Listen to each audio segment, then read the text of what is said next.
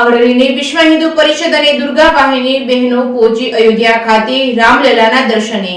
અયોધ્યા ખાતે રામ મંદિરના દર્શન માટે અમરેલી જિલ્લા વિશ્વ હિન્દુ પરિષદના ઉપાધ્યક્ષ હંસાબેન મકાણી અને દુર્ગા વાહિનીના બહેનો ભાવનગર, રાજકોટ, જામનગર, જૂનાગઢ વગેરે જિલ્લાના બહેનો અમરેલીથી વિશ્વ હિન્દુ પરિષદના ઉપાધ્યક્ષ હંસાબેન મકાણી અયોધ્યા મુકામે જવા રવાના થયા હતા। તેઓના આ વિદાય કાર્યક્રમમાં વિશ્વ હિન્દુ પરિષદ અમરેલીના બહેનો તેમજ દુર્ગા વાહિનીના બહેનો તેમજ વિશ્વ હિન્દુ પરિષદના કાર્યકરો ફુલહાર કરી મોં મીઠા કરાવીને વિદાય કર્યા હતા।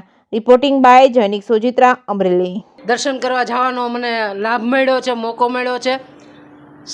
સ્પેશિયલ પ્રાંત અધિકારી તરીકે અમે સૌરાષ્ટ્ર પ્રાંતમાંથી અમે 5 બહેનો, એક સીમાબેન દવે છે એ જૂનાગઢના છે, નમ્રતાબેન રૈયાણી કચ્છમાંથી આવે છે, હિનાબેન જામનગરથી આવે છે અને હું અહીંથી અને એક બેન રાજકોટના છે। એવી રીતે અમે 5 બહેનો સૌરાષ્ટ્ર પ્રાંતમાંથી, 5 બહેનો ઉત્તર ગુજરાત પ્રાંતમાંથી અને 5 બહેનો દક્ષિણ ગુજરાત પ્રાંતમાંથી, એમ કરીને અમે 15 બહેનો અને એવી જ રીતે આખા ભારતમાંથી જે બહેનો છે એ આજે અયોધ્યા આવવા માટે નીકળશે અને 28 તારીખે અમે લોકો અયોધ્યા પહોંચી 3 દિવસથી અયોધ્યામાં નિવાસન કરી ભગવાન શ્રી રામના દર્શન કરી અને 1 તારીખે ત્યાંથી પરત આવવા માટે નીકળીશું।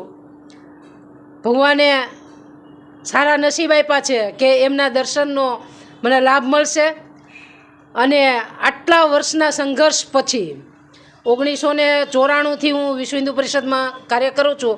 હાલ મારી જવાબદારી સૌરાષ્ટ્ર પ્રાંતના ઉપાધ્યક્ષની છે।